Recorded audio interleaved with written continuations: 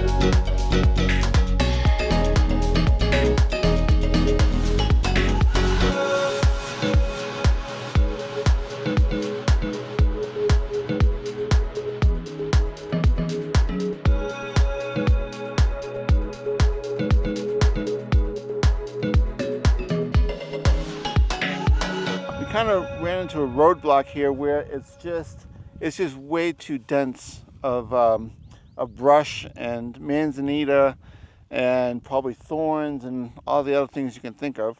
The peak is right behind me. We could see it pretty much from the very beginning, but the problem is this little dead end. So what we're going to do is we're going to work our way over here to the eastern ridge. Now, the couple of reports that I read about, they said to stay on the east side of the mountain. So I guess it would probably only make sense if we stay on the east side of the mountain. We're going to have to go out of our way a little bit here to pick up that ridge, but from there it should kind of ease its way up towards the top, and hopefully we get to see some of those cairns or ribbons that they supposedly put out here 9 years ago.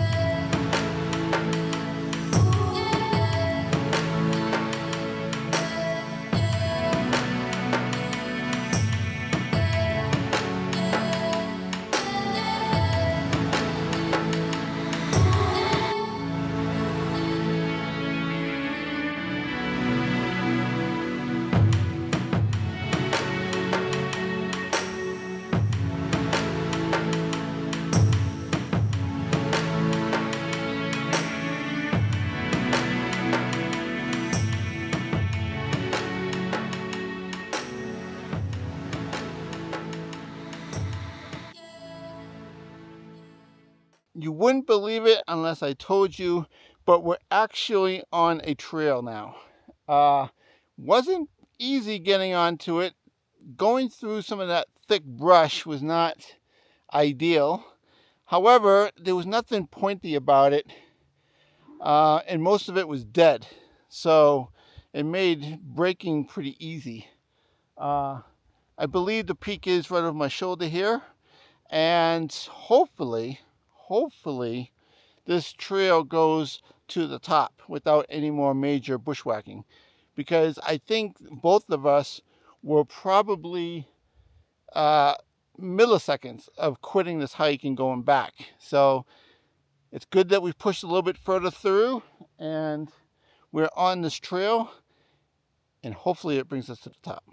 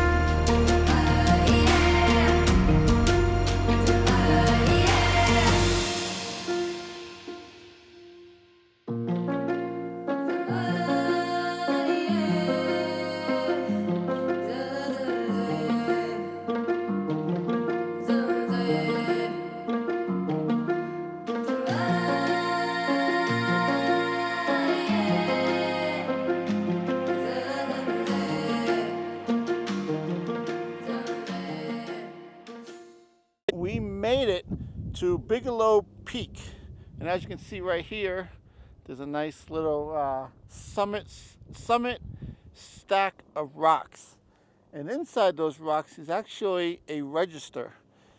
Now, we didn't open up the register yet, but the post that I read about the report post that I read about this place was by a guy named Peter, and he said that he came up here 4 times in 2016, and him and his buddy put the Karens and the ducks along the way, and they also put up some ribbons on trees so that way you can see your way up to this peak. Well, we did finally see one of his kerns or ducks or Karens, whatever you want to call them, right below the summit here. So that was the first time. So we either went the completely wrong way, or over the years they just, because I'm sure that they probably use biodegradable ribbons, and those usually, they go away after a few years or whatever. So that might have been why we didn't see any ribbons. And who knows? I believe that there's been some fires up here. I showed you some footage of logs of the trail and all that stuff.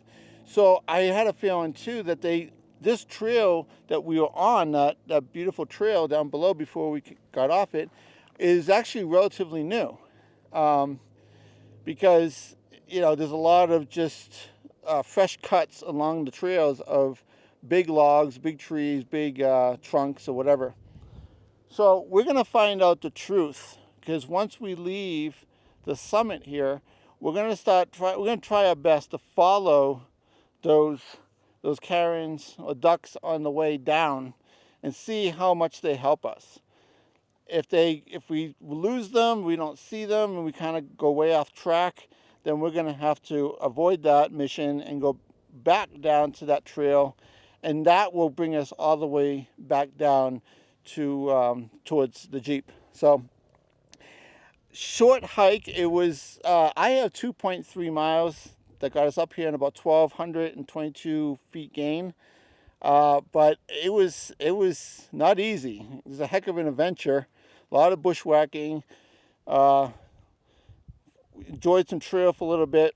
Then had to do a little bit lighter bushwhacking cross country to get up to this point. So, but the views up here are beautiful. You do see Granite Mountain. You see Spruce Peak.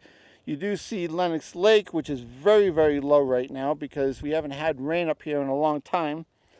And we're going to get to this register right now.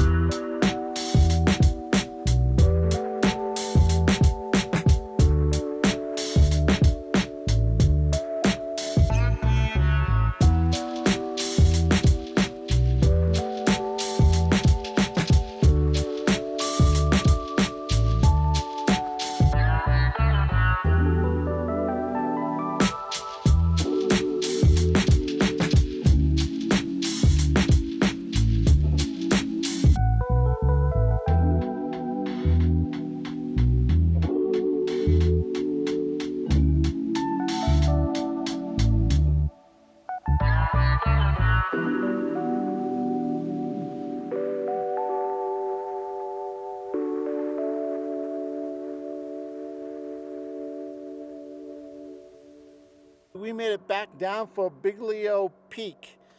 We did it alive. We made it faster.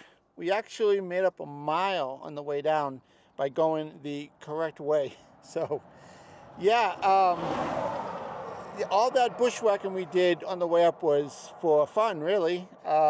We didn't have to do any of it, but that's what happens when I didn't have a trek map to go by, and I just went by kind of a crappy trail report to follow, which some of it didn't even make sense, knowing the way we came down. We were on a trail that technically that the reports I was reading told us not to be even be on. Anyway, it all worked out. Luckily, it's a beautiful day. It ain't too hot yet. It's just afternoon. This is Memorial Day weekend, so we're gonna go eat and maybe forget about this hike for the day. So happy Memorial Day weekend to everybody, and we'll see you on the next one.